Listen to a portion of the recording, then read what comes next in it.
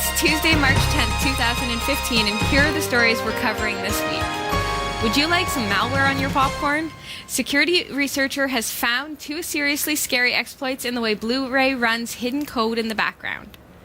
How can one material make our shoes more comfortable and protect power plants from the effects of earthquakes at the same time? Progress is being made on metamaterials, and we'll give you the latest buzz. Computers can now detect and track people even from very blurry security video footage. The newly announced Freak bug allows the interception and easy decryption of supposedly secure data. A man has been arrested for dissing his employer on Facebook and could face up to 5 years in jail. And the massive multiplayer online game Star Trek Online has paid tribute to Leonard Nimoy, who passed away on February 27th. These stories are coming right up. Don't go anywhere.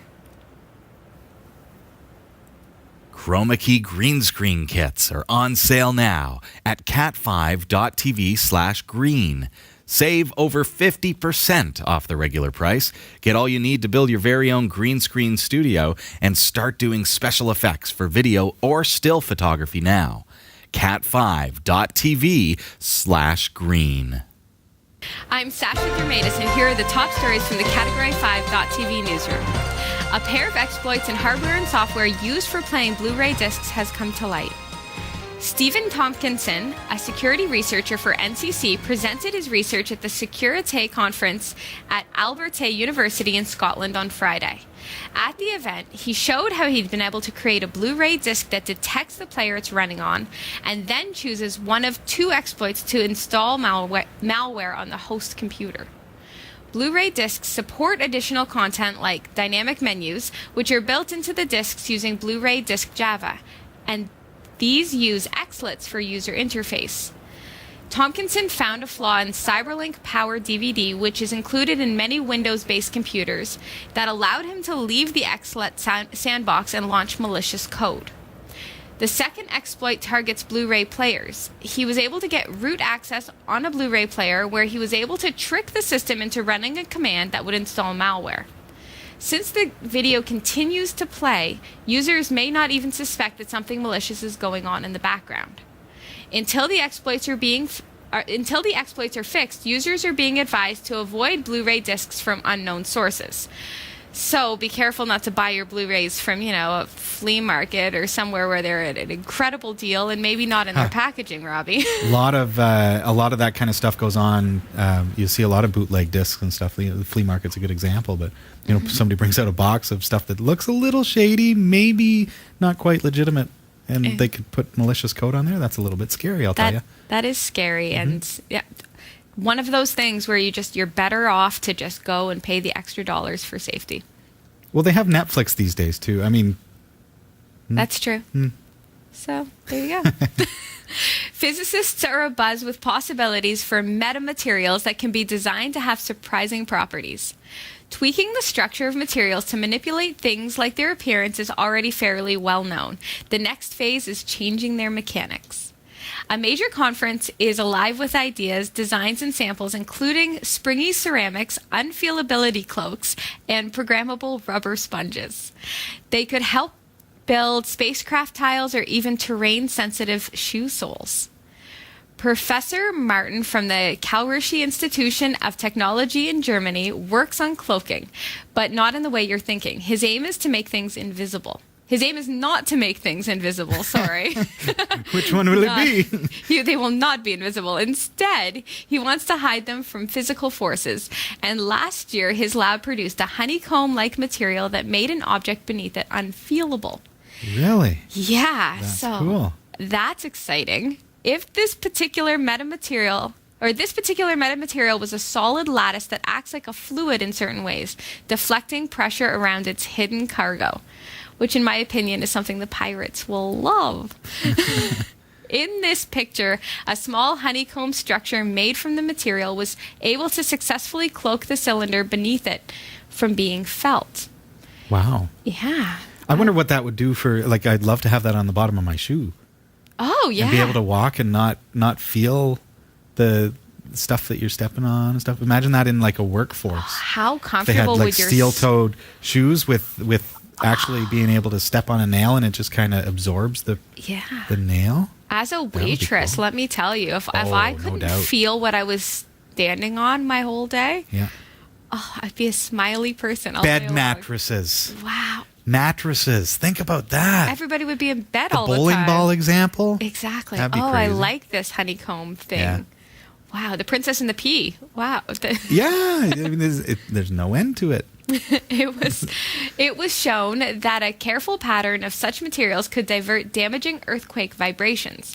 Turning the ground itself into sort of a metamaterial, it seems, might go so far as to protect a powered station from a tremor.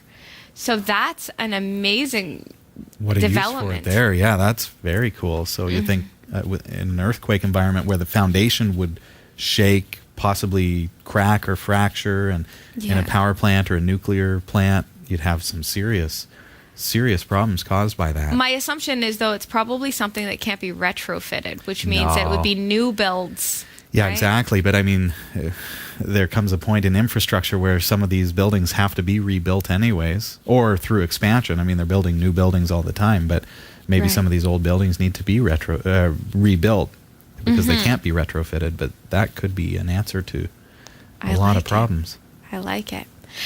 Fujitsu has developed imaging processing technology that can be used to track people in security camera footage even when the images are heavily blurred. Fujitsu Laboratories said its technology is the first of its kind that can detect people from low-resolution imagery in which faces are indistinguishable. Detecting the movements of people could be useful for retail design, reducing pedestrian congestion in crowded urban areas, or improving evacuation routes for emergencies, it said. Yeah, right. Was that We're not right? falling for it, Fujitsu. Yeah. Or maybe tracking your every movement. Fujitsu used computer vision algorithms to analyze the imagery and identify the rough shapes, such as heads and torsos, that remain even if the image is heavily pixelated. The system can pick out multiple people in a frame even if they overlap. I would wonder, though, until this is actually developed, how many people might be misidentified. Using multiple camera sources, it can then determine if two given targets are the same person by focusing in on the distinctive colors of a person's clothing. An indoor test of the system was able to track the paths of 80% of test subjects. So 20% can't be tracked. And those are the ones wearing the invisibility cloak. That's right. Or that dress. I can't differentiate the color. Would the computer be able to figure it out? Oh, I like this in some ways, and it scares me in this technology? many ways. Yeah. Okay, so to be clear, it's not tracking. Okay, this technology is not saying that's Sasha Dermatis walking through the mall. They're saying that's a torso. It's saying that is a torso, and it's the same torso that I see on this camera, and it's the same torso that I saw over here 10 minutes ago. Right. But then cross-reference that with other software with a higher resolution camera at the entrance of the mall. This is what they're not telling us. High-resolution camera takes a picture of you on your way in and says, okay, yep, he's the only one wearing that sweater. So as now they have a high res image of me. They've put it through facial recognition programs which already exist, and they're able to say, hey, that's Robbie Ferguson. We've got access to his social profiles, and we can see all this information about him. And then using the low resolution cameras, they can then track my movement through the mall, and they can say, oh, even though these cameras say I don't know who that person is, we can cross-reference that data with other high-resolution data and say, oh, that's Robbie Ferguson there walking through the mall, even though we can't tell from that particular image. So it's almost like a sugar-coating, oh, well, you can't really tell who it is. Well, you can if you cross-reference the data because we're able to track. So if I'm able to look at you and say that's Sasha Dermatis, and then from afar I can still see you walking, even though I can't from afar tell that that's you, I know that that's you, so I can make that differentiation. So can a computer. That's what they're not telling us, and that's where it becomes a little bit ominous. Why on earth would you put something like this out and call it something other than what it is? Why spin it in a positive way when everybody could deduce that so this that the public will approve of it? It doesn't matter. Because person of interest is the next step. Right, but it doesn't matter if we approve of it or not. It's going to happen anyway. It is absolutely already happening. You know what? You have to just wear layers. Wear layers and take off your layers of clothing. Protect yourself. Change your posture. Exactly. I don't know what to say. I can't figure it out. I don't know who that guy with the yellow dress shirt is. This umbrella that this guy is carrying keeps where did changing that come colors. from? Yeah. Maybe I could go shopping and change in the change room. There you go. Oh, I don't even know what to say. Yeah. Other than, Microsoft has issued a security warning about a bug that could let attackers spy on supposedly secure communications. Called Freak, the bug was found in software used to encrypt data passing between web servers and web users. Initially, the flaw was thought only to affect some users on Android and BlackBerry phones and Apple's Safari web browser. Microsoft's warning suggests millions more might be at risk of losing data. The Freak flaw was discovered by encryption and security expert Karthikeyan Bhargavan, and lets attackers force data traveling between a vulnerable site and a visitor to use weak encryption. This makes it easier to crack open the data and steal sensitive information. Statistics gathered by a group set up to monitor the impact of the Freak flaw suggest about 9.5% of the web's top 1 million websites are susceptible to such attacks. That's scary. The monitoring group has also produced an online tool that lets you check if your browser is vulnerable to the flaw. You can access this tool and learn what you need to do at freakattack.com. I don't know. Microsoft now. Well, now that they're mentioning it, because originally it was thought that this was just smartphones and things like that, but to find out that it's also affecting the Windows operating system and 9.5% of the world's largest websites, that's a little bit scary, because if we've talked about it before, if someone is able to intercept, play man in the middle with your data, and it's encrypted in a non-safe way, and they're able to decrypt it rather easily, then your financial transactions and the things that you're doing online that should be encrypted and that you trust are encrypted could be compromised, and that's a scary thing. Actually, I have a weird thought. This freakattack.com that you go to find out whether or not your website is at risk. Your computer, your browser that you're using on your computer or your phone. Okay, because I was going to say, could anybody just log in and see whether or not you're at risk and then target you that way? They could. No. Yes. However, through this service, it will just simply tell you if your browser is affected by it basically exploits your browser. It tests if it is exploitable. And then it sells you a fix. But there's no... Yeah. And then click here to shop on Amazon now that we know. Exactly. An expat American has been arrested in the United Arab Emirates for comments he posted on Facebook while in the U.S. Helicopter mechanic Ryan Pate wrote on Facebook while in Florida after arguing with the global aerospace logistics over sick leave. On returning to Abu Dhabi from Florida, he was arrested for breaking the country's strict cyber slander laws. The laws were introduced in late 2012 and make it an offense to use the net to mock or deride organizations and individuals. His trial is due to start on March 17th, which is St. Patrick's Day, and he could face up to 5 years in jail and a large fine if found guilty. Well, he was on sick leave and in the U.S. while supposedly working in the United Arab Emirates. I don't know. I think that there's something more to this Sasha, story. don't judge. Come on.